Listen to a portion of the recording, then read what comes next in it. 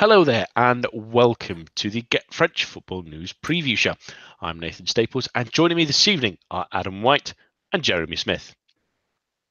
Europe was back on the menu, and for the fifth time of asking this season, but who have nudged themselves towards qualification and who has tumbled out spectacularly?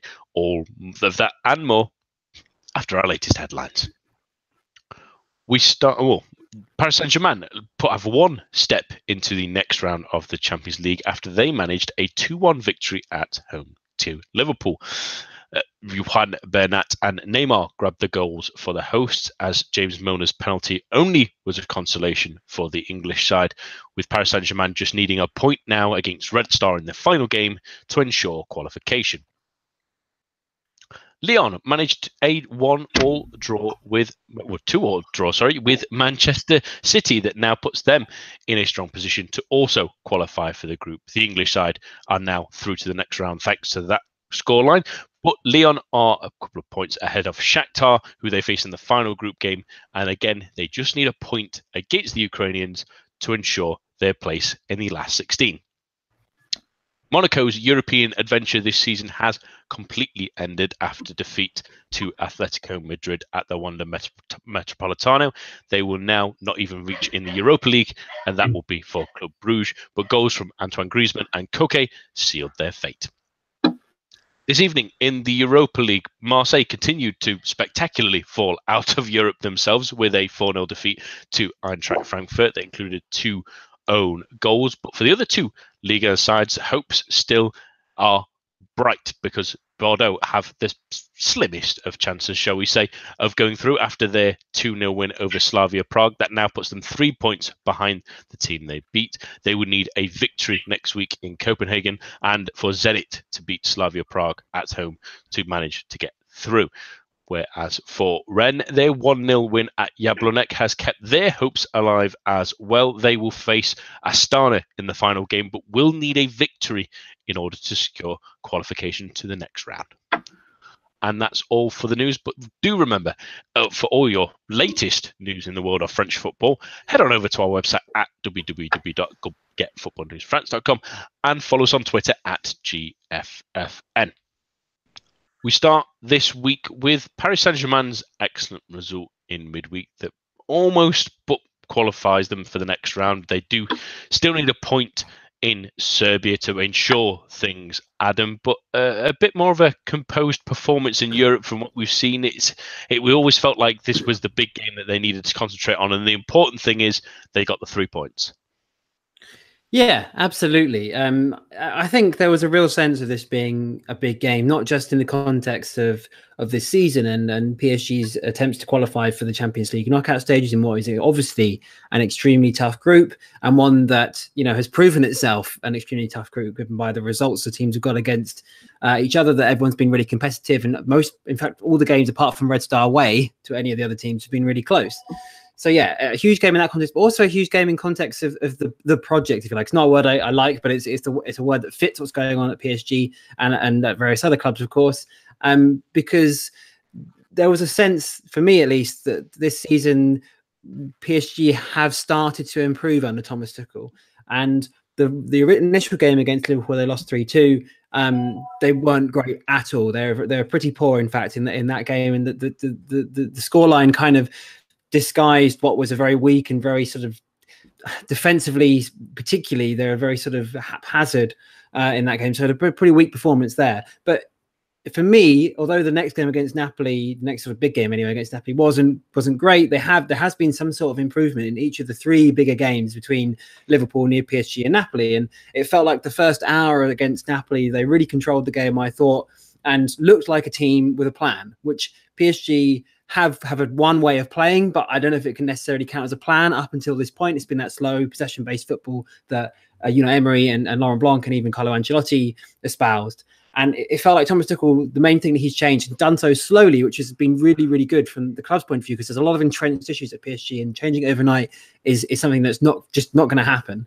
But he slowly started to have his effect, and it felt like they were a team that had a very specific plan, and they'd been taught how to play in a certain way, and they knew exactly what to do. And although they didn't get the win again in Naples, it felt like there was a progression there.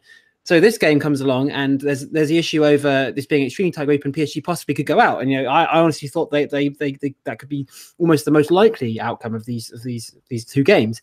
But then there's a situation: if they go out, is it an immediate reaction? Do they sack then Tuchel and the good work that he's done, perhaps a little bit under the radar, goes out the window? I honestly think he probably would have been okay, but there's a chance of that. So there was a big sort of game element there.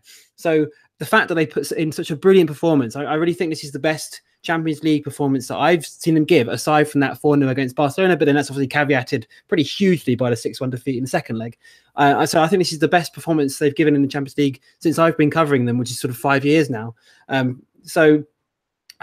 think that getting the win was huge, but what was more important was the way that they went about it. And for the fact that Liverpool had one shot on target, which was the penalty, the fact that especially for the first half an hour, they completely dominated. They were aggressive. They pressed well. They kept their shape well. Everybody played for the team. It was a great performance. So huge props to PSG, but particularly to Thomas Tuchel for this sort of slow evolution. I think tonight was the culmination of that. Yeah, and the interesting thing as well on this one, Jez, for PSG, is that they're always great going forward. There's no doubt about that, and they were creative on this. And there's the argument that on a couple of occasions maybe it could have had 3 or 4, especially in the first half. But at the same time, they kept Liverpool pretty quiet. I mean, other than the penalty, there wasn't really a really glaring chance for Liverpool to get back in the game. And that will be the thing that will give them the most confidence, given that in their first game against them, they gave away a lot of simple chances and were really dominated at Anfield. Really, the scoreline flattered Paris Saint-Germain. And even in the games against Napoli, they struggled to hold them off and their creativity. They'll take some positives that finally they were a bit stronger defensively against a European heavyweight.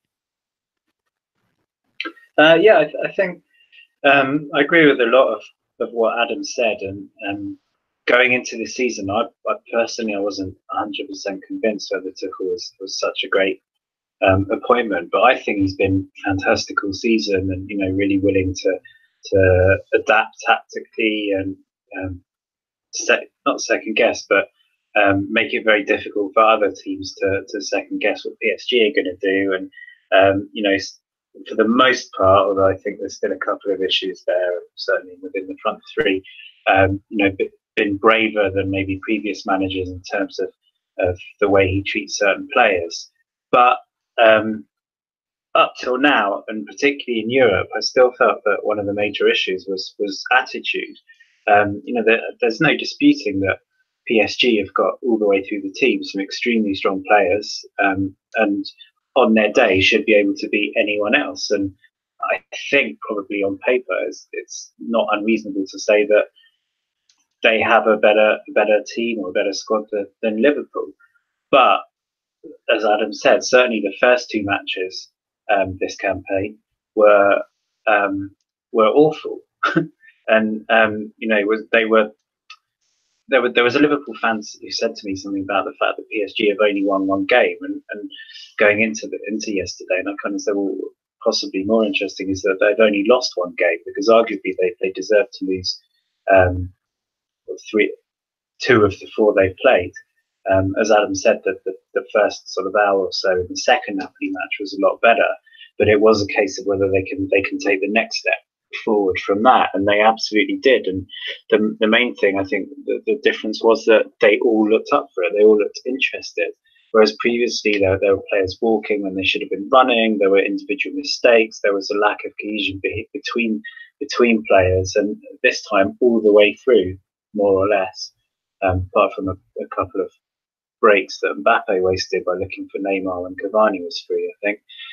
Everyone looked on the same page and really ready to fight for each other. And the pictures that have had loads of exposure since last night are the ones of Silva and Marquinhos chest pumping and celebrating together, and that's great to see. We haven't seen that from PSG in a while, and if they can keep that attitude going, then yeah, they're a match for any other team in the competition.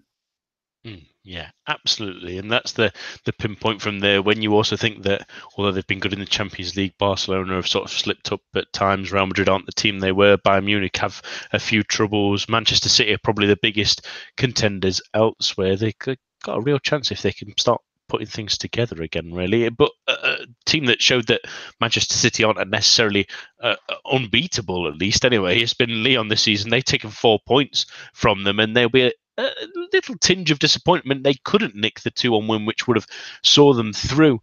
Adam, it took a Sergio Aguero goal in the last few minutes really to make sure that Manchester City went through, and that Lyon do have to wait another week at least before celebrating their chance in the round of 16. But while they'll still be disappointed for the results in the games against the other teams, at least when they've come across the big competition in the group, they've been really impressive. Yeah, it's kind of classic Lyon, isn't it? They've struggled against weaker opposition, but looked like they had a plan and looked like they knew what to do, and looked like they raised their game against the bigger opposition, which is classic sort of Lyon of late. You know, they've been at home, at least they've been pretty competitive against PSG in the league. Away is a different story after that 5-0 defeat earlier this season already, but at home they're pretty good. And then, you know, they lost to Reims earlier in the season when they looked completely blunt and didn't know how to break them down. And I think this is the kind of game that Bruno Genesio has proven he knows what he's doing in. I know he gets a lot of stick from Lyon fans, and he's fallen out with various sections of the fan base, and the French media aren't particularly kind to him. I heard one French journalist this week refer to him as rubbish, which I think is a bit harsh. More than a little bit harsh, because he has proven that in this sort of game he knows how to get the best out of his team and to get results, and that's something that a lot of other coaches have struggled with against Manchester City, especially the Pep Guardiola incarnation of Manchester City for some time. So I think that it kind of encapsulates Lyon pretty brilliantly, and Maxwell Cornet perhaps encapsulates his team pretty well as well, in the fact that he misses those 2 easy chances in the first half, as does Depay, but then he smashes in that opener. I think a really good result for Lyon, and they may come to rue those situations where they haven't got the best, as they have in the league, out of their team, or the best result possible against the weaker opposition. Although weaker is obviously a little bit of an asterisk there as well, because Hoffenheim and Shakhtar Donetsk are both very good teams and pretty comparable to Lyon in terms of quality, especially with Julian Nagelsmann at the helm in Hoffenheim. But those 2 games against Hoffenheim, they probably should have won both those games, Lyon, and will rue those dropped points over the course of those 2 games. And if they go out, that'll be why, because Shakhtar are a very good team at home. They've got to go there. They're very good at getting results. I seem to remember them winning a significant amount of games there last season, Shakhtar, in the group, and beating most of the visitors there, including, I want to say, Roma. But there were some big teams that went there and they beat them. So it's going to be, to get a draw, be another very good result. But I would back Genesio to figure out another way of getting a result from a difficult situation in which he will find himself in Ukraine. So pretty Lyon, standard Lyon, but props to the team, and particularly to Genesio in this case. Yeah, absolutely, and they'll be delighted to know that one last result, if they can get it, even if it ends up being a draw, really, it's Shakhtar, it should be enough for them, really, and that'll be a real trademark, even though they might have felt that that they had a real chance of qualifying to beat Shakhtar, who are a real seasoned team, and even Manchester City will let you know that they're always good in European competitions, and they have been for a number of years. And Hoffenheim with Nagelsmann and the exciting play they do in the Bundesliga, especially, they're not the easy side to beat. So to come across that group where many would have thought the power level, you would say, of those 3 teams were pretty similar, to come out on top will be a real feather in their cap, at least anyway. But less so, really, let's be honest, is Monaco. Jez, they are now officially out of the competition and out of the Europa League running as well. Club Brugge will take that spot now from them. It's been pretty dire, pretty dour, and really, in all honesty, while they weren't embarrassed, at least in Spain, and Falcao missed a penalty, which would have made it a little bit better, at least, and he looked good when he came on and looked a little bit more, had a bit more spirit to him. Obviously, they played pretty young side again, but a campaign to forget on many ways, but certainly, again, in Europe, a campaign to not live long in the memory. Yeah, I think this match is kind of irrelevant. The damage has been done earlier, and when the draw was made, this always looked the most difficult of the matches in the group, and that was even assuming that Monaco had a decent run, like either in the league or in the Champions League. So I think they'd sort of long forgotten certainly about Champions League, Europa League as well, and this was, I think, probably just about getting through the match, getting it over and done with, and then concentrating on the league. And you look at the team or the squad that Henry put out, and I'm not saying he wasn't taking it seriously, but and obviously injuries are a factor as well. But he was blooding quite a few youngsters. Masengo, I think, in particular, impressed everyone in midfield.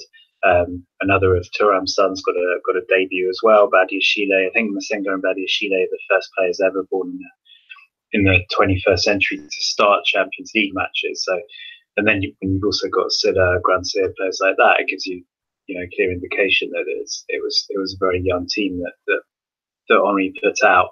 So, in that sense, even if you can say that Atletico barely got out of second gear, they didn't give such a bad account of themselves. In the second half, they certainly looked a lot better than they have done, and as you said, Falcao could have made the score a little bit more respectable if he put that penalty away. So I don't think there's sort of too much to read into it, except that again they do have some good youngsters who, given a little bit more time, can impress. They're just, as I think we all thought at the end of the summer, they're a little bit further behind, a little bit younger, a little bit less experienced than the youngsters that Monaco have had the last 2-3 seasons, and I think that's why they're struggling. But there's certainly sort of little shoots of recovery that make you think that they still certainly shouldn't be in relegation trouble, and without the pressure of being in European competition and pushing for European competition next season, arguably it could work in their favour that it's a season where these youngsters can get a little bit more experience with very little pressure on their shoulders if they can get out of relegation trouble as soon as possible, and then it will sort of stand them in good stead for next season. I know I'm reading it sort of into the future quite a bit, but I just would be shocked if they remained in trouble all season. You're absolutely allowed to use that crystal ball, by the way, really, Jez. But at least to see the green shoots of the labours that Henry must be doing, showing a little bit, at least anyway, is a positive sign for them for the next couple of weeks as we head towards the sort of barrel towards, shall we say, the winter break in December. But onto the Europa League now, and we won't spend too much time on this because there's a couple of teams that they're far-fetched, at least anyway, ideas of reaching them, but pretty sure Marseille fans will not want us to talk about them being drubbed 4-0, at least in a relatively meaningless game for them now, at least against Antwerp Frankfurt tonight. And good for Rennes to get their 1-0 win against Jablonec. They've got a real chance of going through if they can get a result against Astana in a couple of weeks' time. But I know your eyes, Adam, were on the game for Bordeaux this evening, and it felt like they were really lost cause. But one win and another result going their way has kind of crept the door open for them. It would be a difficult task to go to Denmark and get a win against Copenhagen, but should that happen and result go their way in Russia, they might be through. Yeah, it's amazing really. After the defeats at the start of the group, I kind of wrote them off. But to be fair to them, they were really good in both games against Zenit St. Petersburg and deserved more from both of those games. They lost away 2-1, but were really good in that game. It was a good away performance, and were pretty stoic defensively and created the odd chance going forward and probably deserved a draw there. And then the draw at home to Zenit, they really should have won, in my opinion. They had the chances to win it, and you felt like the game was there, but ended up drawing that game 1-0. So and tonight was an improvement on those two as well. They were very, very poor away against Slavia Prague, and this really felt like a bit of a righting of that wrong, and they felt like they sensed that there was an opportunity for them to go through. And you saw the celebrations at the end when Jules Koundé gets that second goal in injury time, and there's that pile on in the corner. They were really up for this, which was really, really good to see, because that did not look like the case at the start of the group at all when they lost those first 2 games to Copenhagen and in Prague. So that was really, really good. Although it was a little bit funny to see such a small crowd, because they got sort of 35,000 for the Ghent game when they had like cheaper tickets and they won that game 2-0, and that was probably the last time they had a really good home atmosphere. So maybe if they do get through, that's a good thing to continue in the Europa League, because they definitely fed off that atmosphere. But yeah, I thought there were some really good performances, most notably from Nicolas Depreville, who's become something of a forgotten man at Bordeaux. Was fantastic, as you and I have discussed a number of times, Nathan, when he was at Reims.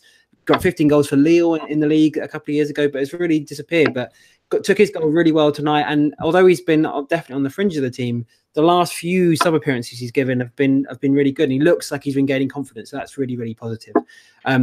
So hopefully they can at least make a fist of it in the final game, and it would be great to see them through, because arguably they deserve to go through from this group. That's good to hear. I might have to dust off that Nicolas Depreville #1 fan shirt I've got stuck in the closet at the moment. I might have to get that one back out ready, at least anyway. On to matters in domestically, at least anyway, in Liga, because we have a chock full of great games this weekend, and it starts with, second versus third, really, in Lille versus Lyon. It's been an interesting time for both teams, really, Jez, but I want to focus on Lille first, who've sort of slowly slid away from things since that Paris Saint-Germain game. They've sort of not won in their, but lost 3 of their last 4 now, and they've had a couple of poor results. You may say that against Nice, they gave a lot of great chances in the first half, especially, but the Willian Cyprien goal seemed to knock a bit of the stuffing out of them, really, and they slowly ebbed away from there. But this is the important time for Christophe Galtier, after a great start, how he picks this team up now and gets them back on track, really. It's a difficult game to do it in, but if you're going to do it in any game, against Lyon is a good way to start. Yeah, we've talked so much about the great start to the season that they've had, and the way that the 3 of the front players have been so exciting, like hitting other teams on the break, and they did still show a little bit of that against Nice, and that actually was sort of giving a taste of their own medicine a little with Nice's opening goal. But I think possibly the way the season started also hid a couple of concerns, maybe with hindsight now, with Lille, where firstly they seem very, very reliant on Bamba and Pepe for the goals. Whether it's Remy or Fonte or whoever else is playing up front, the actual sort of out and out centre forward isn't really doing much to help the team. And I think just by the nature of the style of play that they've got, with that kind of speed, I think it's something that other teams will sort of be able to combat by sitting back a little bit further. And also, as the season goes on and these players get tired, it's only natural that they might lose a little bit of their edge, and it doesn't, percentage-wise, it doesn't take that much of a drop-off. Look at Lille's results. Not many of them have been by sort of multiple goal margins. So there was always the chance that just that slight drop-off will cause a bit of a change in results. But looking at their recent form, obviously one of those matches was against PSG, and it was a hard-fought match against them, and they only lost that one by an odd goal. So they're still obviously a good team there. But as you said, it's there's a lot of onus on Galtier now to make sure their heads don't drop and sort of give them a chance to kind of, I guess, in the run up to Christmas, make sure that they stay well up there, and certainly the next 2 matches are huge. And I think the fact that they're at home, that Lyon are coming off a big win and often seem incapable of stringing 2 impressive performances at once together, maybe gives them a lot of optimism that they can get something out of this. But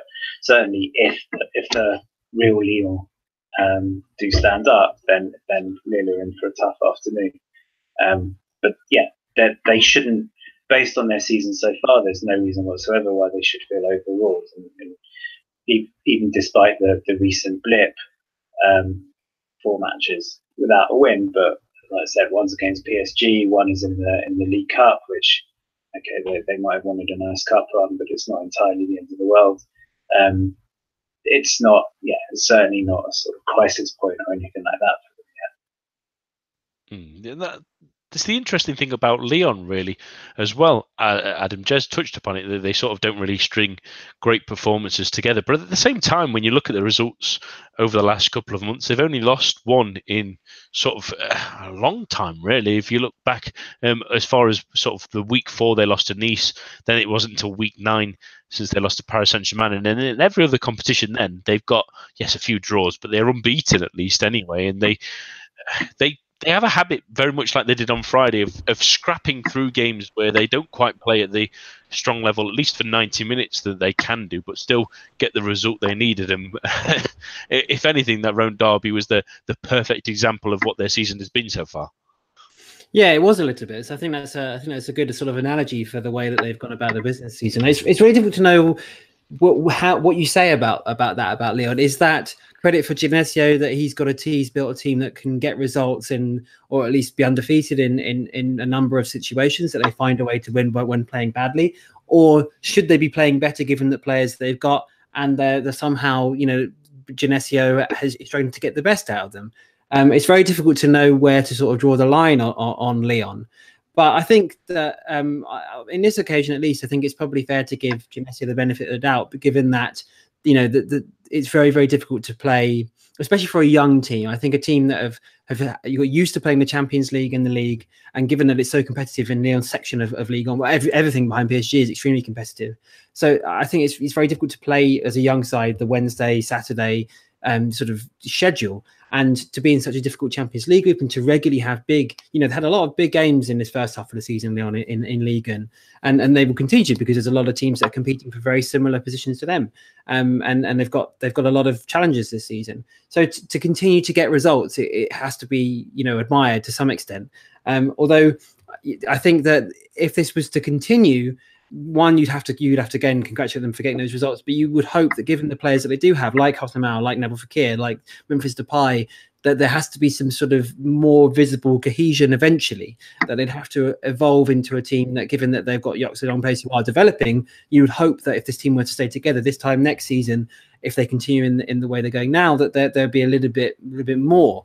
So I guess the thing that will concern Lyon and Jean-Michel Aulas for the rest of the season, I would imagine, although he has an interesting relationship with Genesio himself, will be, is there development in the style of play, and can they continue to get results in a similar fashion? I would imagine that both of those are possible, but whether Genesio is able to cajole his team into more attractive football on a more regular basis, because we know they're perfectly capable of playing that on occasion, but to become a really exciting team to watch on a very regular basis, which would be the aim, and to continue to get those results, is perhaps a little bit questionable. So it becomes a situation where the results are fine, but then because the performances aren't there all the time, the drop off comes if and when it does, and then you're left with kind of nothing. It's not like you can say, "Oh, our team aren't playing very well, aren't playing well, but we're getting results," or we're not getting results, but we are playing really well. So I think there needs to be some sort of evolution by the end of the season for Genesio's sake. But you have to give them some sort of credit for continuing to get really, really good results. And this is the type of game they have got good results in. So it'd be an interesting one away at Lyon on Saturday afternoon. I think be a really interesting watch. Yeah, absolutely. And that's why we're going straight to the predictions of this one. And I'll start with you, Jez. What do you think the score will be? I'm going to go for a relatively high scoring draw. I'm going to say 2-2. Adam? I was thinking very similar, but I might go 3-3. I think I might have Lyon to sneak this one 2-1. Lyon have just had a bit of a dip lately, and it doesn't feel like the right kind of game yet for them to really recover from what has been a steady and not the greatest of months for Galtier's side. On to two teams that we've not really talked about a lot this season, so I thought I would nudge them into the running order so we don't forget about some of these teams, at least anyway. And that is Angers, who host Caen. And Adam, I'm going to start with you because I know you are a big fan of Angers over the last couple of seasons, at least anyway. So it's best to come to you on this one. And they've been a bit up and down this season. They're not as dour as they were last season, where they had a real problem of getting results. There were a lot of draws, and that seemed to be the case at times this season. But a big win against Montpellier a couple of weeks ago, breaking their unbeaten run, was a great result. They were unlucky against Saint-Etienne the week before that. A draw against Nantes, where on another day they might have nicked that one. Nantes sort of popped up at the last couple of minutes, but they have been improving. They've been getting some goals out of Steve Bahoken as well from Strasbourg, and they're not in danger, at least at the moment, of relegation. But again, I feel a bit like a side that's a bit difficult to pin down exactly how good or how bad they are this season. I think that's a really good point. It has been very difficult to pin down how good or bad they are, or how the season might play out. But I would argue that they're as good as their coach, and I would argue they have a very, very good coach. The DNCG awards at the end. No, sorry, not DNCG. Sorry, the UNFP awards. DNCG don't give any awards. Apart from relegating teams for the slight sort of mishap.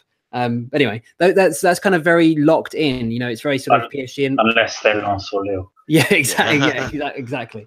It's very kind of very sort of PSG, Marseille, Lyon centric. But Stéphane Moulin deserves some sort of award for the way he's managed to keep this team afloat over the last few years. There's been really hairy moments sort of around the winter or Christmas time in the last two seasons when they've kind of really dropped off and looked like, on paper they're not a great side. They're slipping towards the bottom two, bottom three. Is this a season they finally go down? But he's a master at getting the best out of what he has and organising his team to get results in this league. He knows how to win in Ligue 1, and he's proven on a number of occasions that he is enough to keep them up, which is, and it's, for me, it's really, really gone under the radar in Ligue 1 over the last couple of years. We talked about Christophe Pélissier last season, what a brilliant job he did at Amiens, and he really did do a great job. But equally impressive with a worse squad was Stéphane Moulin. And there's a couple of players I really like to pick up on in Angers, because it was interesting when you mentioned about the fact that it's really difficult to pin down. I was sort of looking back at their results over the last sort of couple of months, and they started the season really poorly. That 4-3 defeat to Nîmes at home, they looked really in trouble there, and lost to Rennes the following week. And there are a few really sort of worrying results at the start. But then if you look from September onwards, they've actually played pretty well in most of their games. And you get to sort of the last month, and they 4-3 at Saint-Etienne. They really deserved more from that game. Very unlucky to lose. Brilliant performance it was a really good performance against Montpellier, against a team who are flying high near the top of the league, being fantastic this year. And then really good result again away at Nantes again. They just know how to get results, and they should have won. They should have won that game. Really, they defended really, really well. But a couple of players I really want to pick out from Angers: Ismaël Traoré, the centre back and their captain. I think he's been in some of the best form he's had since joining Angers. I think he joined from Brest when they got promoted, and he's been a real leader in that back four or back five on occasion. When Romain Thomas, really not the player he used to be, he's really dropped off in form, and Ismaël Traoré's managed to sort of take up the mantle of them both, because it used to be this partnership, but now it feels like he doesn't do well after a break. After his 3 suspended games, he looked a bit rusty, but he's been fantastic for them in defence. And one of my favourite players in the league, and I think it flies under the radar too, is Flavien Tate in midfield. Occasionally plays on the left, occasionally plays attacking midfield. He runs this team.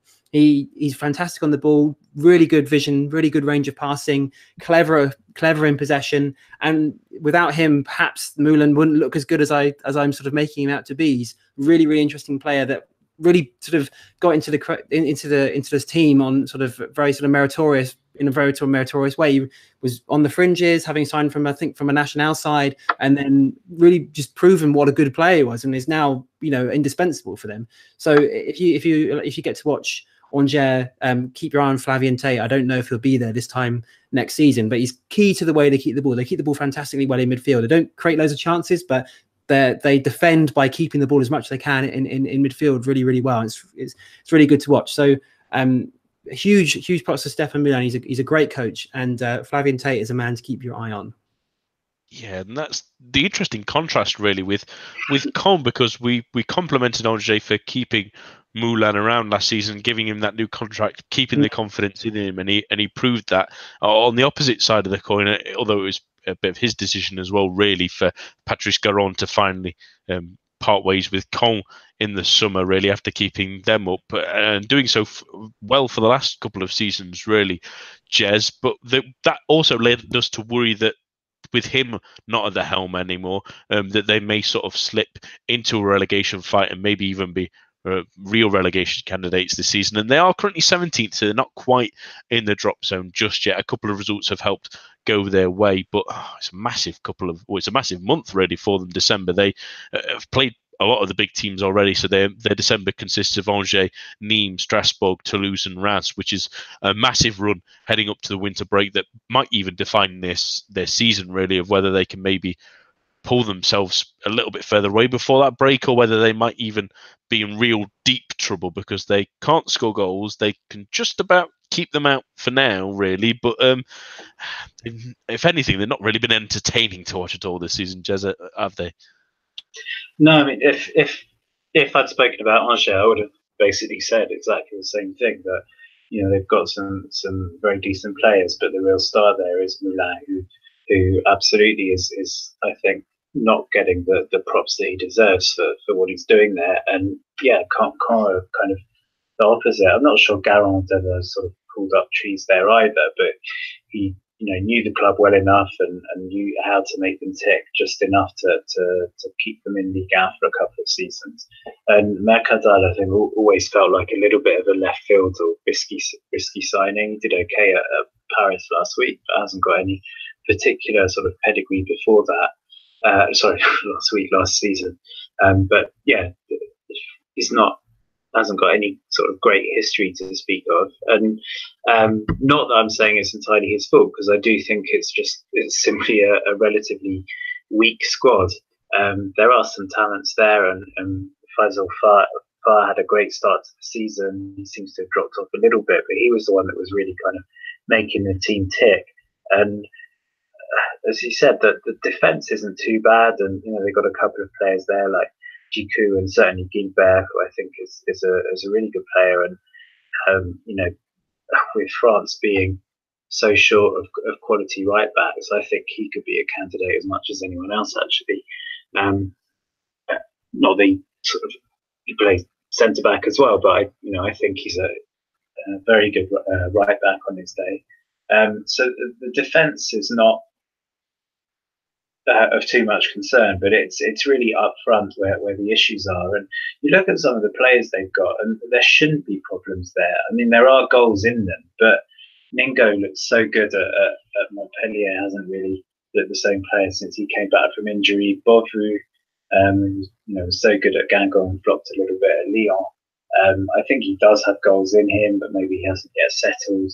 Crivelli and Bamu, they don't really sort of set the heart pumping or anything like that.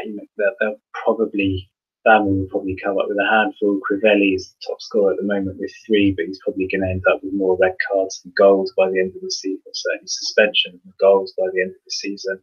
So you do worry that whether they've got enough of a unit altogether to keep them up. And last week's match was so huge against Monaco, and people said, well, great, let's not make too much fuss about Monaco's win, because it was only against Caen. It was against the Caen with a few injuries and suspensions. All of that's true, but the fact is that in a dour match where both teams were poor, Monaco managed to get that win. And although Caen obviously still ahead of them at the moment, had Caen won that would have given them a big amount of breathing space, certainly over the bottom two, a bit of space over the third from bottom and the playoff place as well. The fact that they lost that, I think, psychologically losing at home to Monaco in such a big match is going to be a bit of a blow, but also it leaves them right back down there and now within touching distance of the automatic relegation places. And going to Angers is not an easy place to go. And as you said, they're sort of coming into a month of on paper winnable matches, but matches where there's going to be so much pressure on them to get a little bit of a point score, to have something to play for after Christmas. And I'm not convinced that certain elements of the team or the coach are quite up to it this year. Yeah, it's going to be it feels like a long, hard slog for Caen this season. And like I say, that this period is really, really crucial. But on to the score predictions then, and I'll start with yourself, Adam. What do you think the score will be in this one? I think Angers at home, pretty good, but low scoring. 1-0 Angers. Yeah, I took the words straight out of my mouth there, really, Adam. So I will also go for a 1-0 win for Angers. Jez? I'll be slightly different. I'll say 2-0, but I still think Angers will come up with a win. Yeah, it's the mixture of Angers maybe not being the biggest scorers and Caen being a little bit firmer defensively than some of the other teams around them, but they're also not very good at getting them in at the other end, really, at least anyway. On to our third game this evening, and between two sides that probably thought they would be in opposite directions, at least anyway, and that's Montpellier against Monaco. We thought Monaco would be a Champions League side. We'd obviously thought that Montpellier would probably be relegation fodder. In fact, they're probably exactly the same positions I thought the other one would be in, really. But for Montpellier, it's been a terrific start to the season that looked like it was maybe never ending, and then they hit that minor brick wall against Angers, and at the same time they'd been disappointed in the Rennes game, really, that they couldn't nick the 3 points and they let that slip away as well. So a couple of dodgy results after a tremendous run, but a chance for them to maybe get back on the horse, because for one thing, they've always been good defensively, but the partnership that Laborde and Delors are developing between each other, they're both growing together, they're both becoming better footballers, and Montpellier are really benefiting from it. Yeah, they really are. It's funny, isn't it, that they're very similar players, and you've never sort of the way they're sort of very physical, and they're kind of number nines to some extent, although they can sort of drop off and play in other ways, but they're sort of essentially number nines. And seeing them play in the same team in this sort of era of football, the way that modern football is played, is very unlikely. But it turns out all they needed was each other to hit their best form, which is really cool. I think that Montpellier plays it in quite an unusual way with those sort of two number nines in attack, and Florent Mollet kind of floating around in between, who's looked really, really good since coming from Metz. I actually quite liked him at Metz last year when he was given the chance. Oddly, he was sort of kept out of the team for quite a long time, despite always looking pretty good. And he's really sort of become that sort of linchpin to that team. So I think for Montpellier, you're absolutely right that they will be disappointed with those two previous results. I thought they were unlucky in both games. Angers played pretty well, as I said, in that previous game, and perhaps could have got the win against Rennes. But the fact that that game finished 2-2 shows that there is some sort of evolution going on in Montpellier. And I think De Zakarian perhaps knows that, given the way his teams have played in Ligue 1 before, I've mentioned a number of times about his Nantes side that were lowest scorers and then lowest scorers but one, and that was the season Troyes got relegated and had a horrible season in 2 consecutive years when he was there, of his last 2 years, in fact, of when he was at Nantes. And his teams don't really score goals, as we went to Reims and they didn't score goals there, and he finished sort of 6th or 7th in Ligue 2 and didn't promoted despite being sort of favourites to do so. But he's managed to find a formula that sort of suits his kind of very pragmatic in footballing terms. At least I kind of think the word pragmatic is sort of misused a little bit in football, but it just means defensive almost, doesn't it? Almost conservative, and need to score goals. And he's got those two guys up front, as you mentioned, who are both having fantastic seasons, and they've formed a sort of an unlikely partnership. So Montpellier are a really good side to watch, even though that they have dropped off a little bit of late, but they're still only 1 point off second, and they're still third in the table. So it's going to be very tight at the top, in the top sort of 5 or 6 behind PSG this year. And they're going to, I have a feeling they'll be in there all the way to the end. Whether they finish in the top 3, I don't know, but I think, credit to De Zakarian for putting together a team that's good to watch and effective. Those are two things he's not managed to marry up so far in his league and career, so that they're a really great side to watch and a credit to the division at the moment. So hopefully Laborde and Delors can continue their sort of partnership and their footballing bromance, if you like, and continue to score regularly throughout the rest of the year, because they're a great side to watch, and they're making the league even more competitive with every game. So fair play to them both, and De Zakarian, hopefully we can keep it up.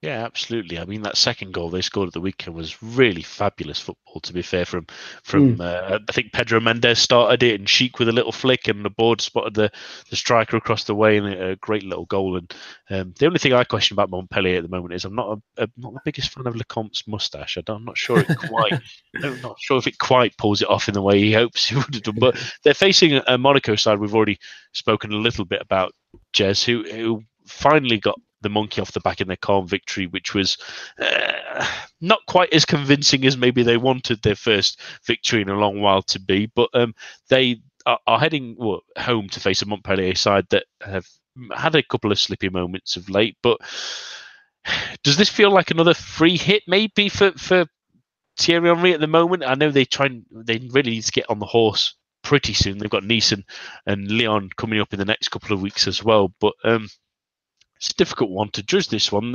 Should they be going hell for leather and thinking that they should be winning this game, or is this maybe one where they maybe need to shut the doors and maybe nick a 1-0 win and hope that they can keep Montpellier quiet instead? No, I think if it was at Montpellier, I'd say maybe you could call it a free hit. But I really think you look at Monaco's fixtures until Christmas, and obviously discounting Borussia Dortmund, and probably a visit to Lyon. All the others, including this one, they're certainly not easy matches, but decent Monaco performers, and I think they could get results from a few of them. And I think they have to go into this match thinking that they can get something out of it. Montpellier aren't the highest, the most free scorers, despite the fact that Delors and Laborde are on good form. And Monaco looked slightly better the last couple of matches defensively. And I'm maybe clutching at straws a little bit, I guess. But I don't know. I feel like that there's some semblance of a little bit of team spirit, a little bit more understanding developing there. I think that the midfield, certainly the midfield three that started against Caen, have all got a reasonable amount of experience now. You've got a couple of internationals who got to the semi-final of the World Cup, and Ait Benacer, I think, has been sort of chomping at the bit to get his chance at Monaco for a couple of seasons now. So I think he's got a bit to prove there. So I think there is a little bit of solidity there, and although they've still got a lot of injuries, I think they said today there's still 13 players on the injury list there. I just feel that some of the players are settling a little, getting a little bit more confidence. And I don't think they should be entirely overawed going into this match. I think Montpellier can blow hot and cold. And I'm trying to convince myself, basically. I don't think I'm doing a very good job, but I think that I feel like last week's match could be a turning point. The fact that even despite not playing well, Monaco got that win, and I think it was such a monkey on their back that hopefully it will allow them to play with a little bit more freedom. And, I don't think anyone disputes that it is a talented squad on paper. It's just a case of them all playing to their best, keeping fit, and just being given the chance to develop a little bit of understanding between each other. And if they can just put a couple of results together, even by avoiding defeat for a couple of matches in a row, then I think it could have a very beneficial effect on them. Absolutely, and that's why I think this one will probably be a 1-1 draw. Both teams in different modes at the moment, and I think they'll both be at least a little bit pleased that they can get a draw. You would have handed that to Montpellier at the start of the season, I'm sure, and I'm sure Monaco will just be happy to get more points on the board and more confidence starting to flow through those young players' veins. Jez, what do you think the score will be in this one? I think I'm going to go 1-1 as well. Adam? I'm still worried about Monaco. I think Montpellier might win this. 2-1 Montpellier, I think.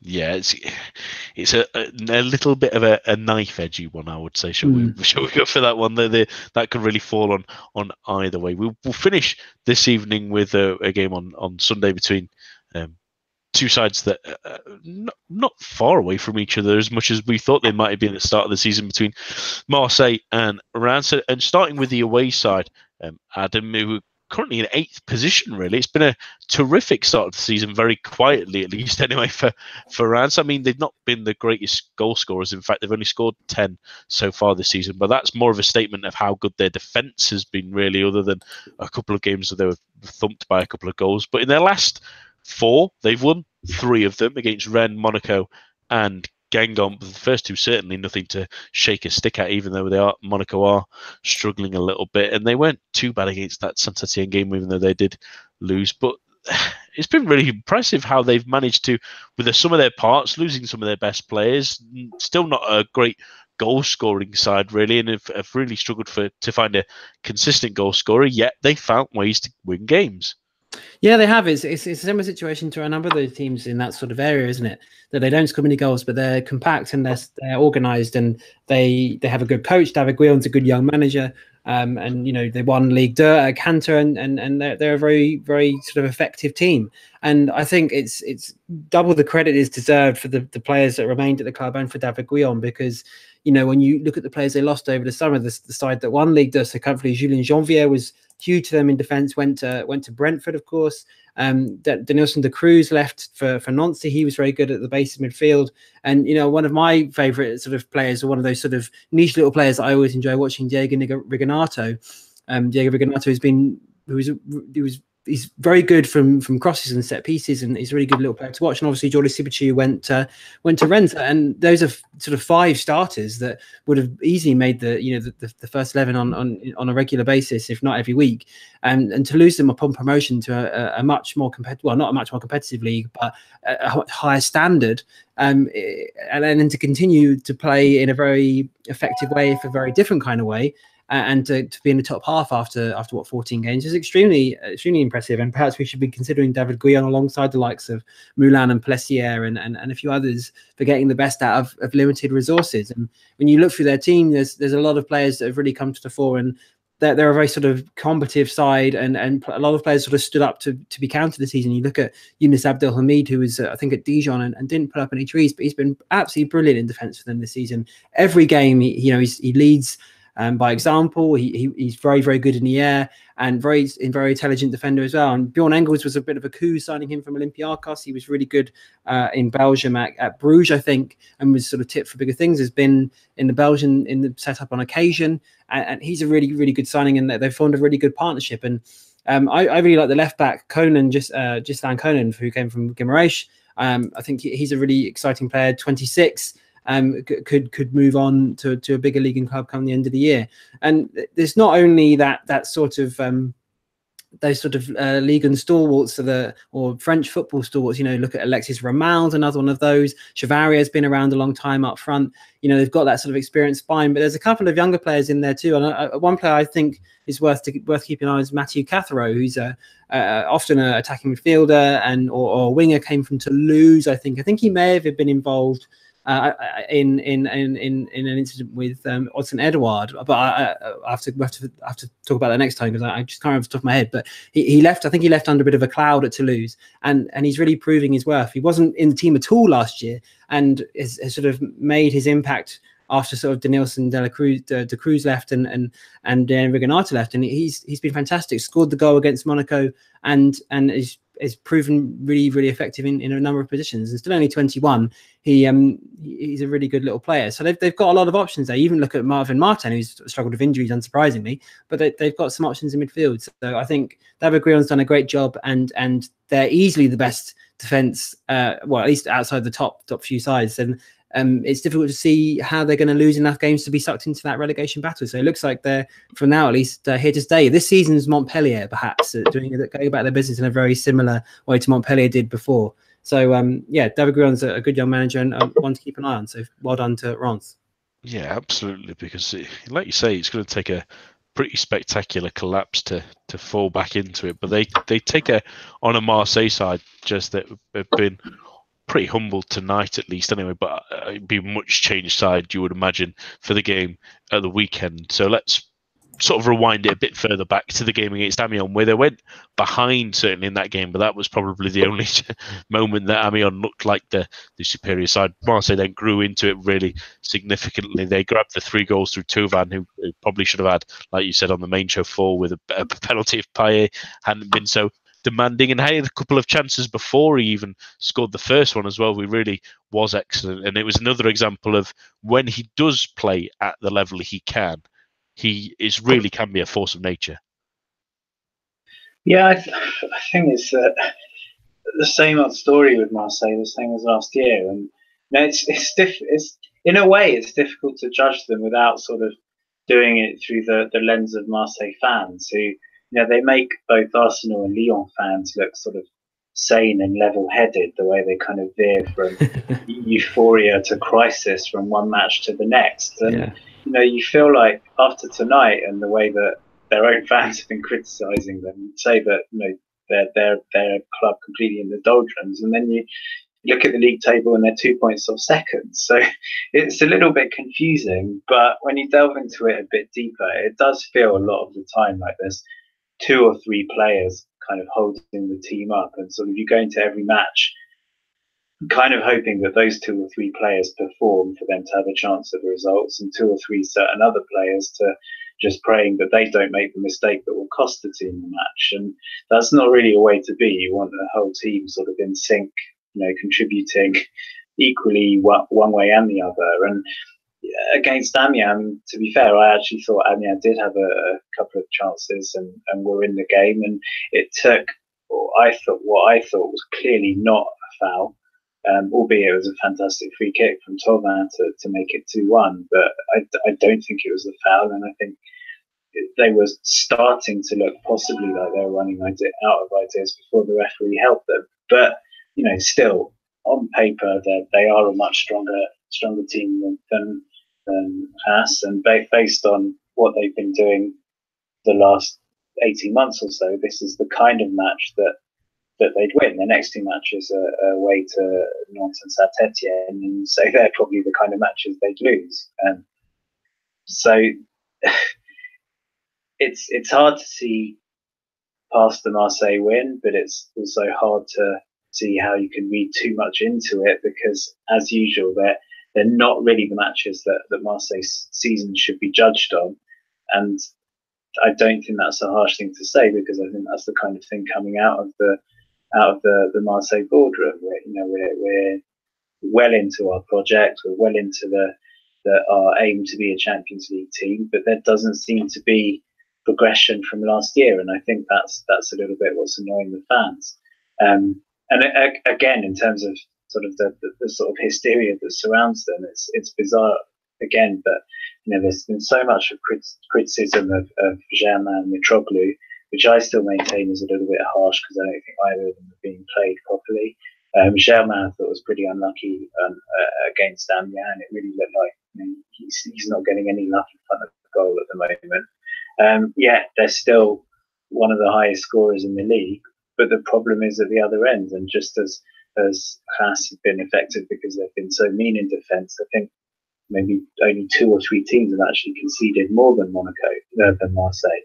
So there are still the same old issues there, and again, it feels like they're still going to be reliant on Payet and or Thauvin coming out with some kind of magic to pull them through overall. But in this match, I think, despite how solidly Haas are playing at the moment, I'd still expect Marseille to come out on top. So let's get some predictions of this one. I suppose protect your tweets after this one, just because you might have Marseille fans coming at you yet again. I'll go for you, Adam. First of all, though, what's the scoreline for yourself? I want to say 0-0. I think after the Europa League and Rennes' defence, we might get a bit of a 0-0 draw here. Jez? I'm going to go something quite different. I think Marseille will repeat their 3-1. I'm going to go on the other side of the spectrum. I don't know. It'd be a massive shock, but I think I might have Reims to go for a 1-0 win here. They've really impressed me in the last couple of weeks, and the staunch defensiveness of them, and the fact that Marseille seem to have to rely on an excellent performance from someone like Thauvin or Payet to pull something out of the bag sometimes, especially going forward this season. That maybe they just keep silent for one game and Reims can nick something, but we'll keep our eyes nice and tight to that game. But that's all that we have for this evening. My thanks to Jez, Adam, and all of you listening at home. Do join us for the main show next week. But for now, enjoy your weekend of football.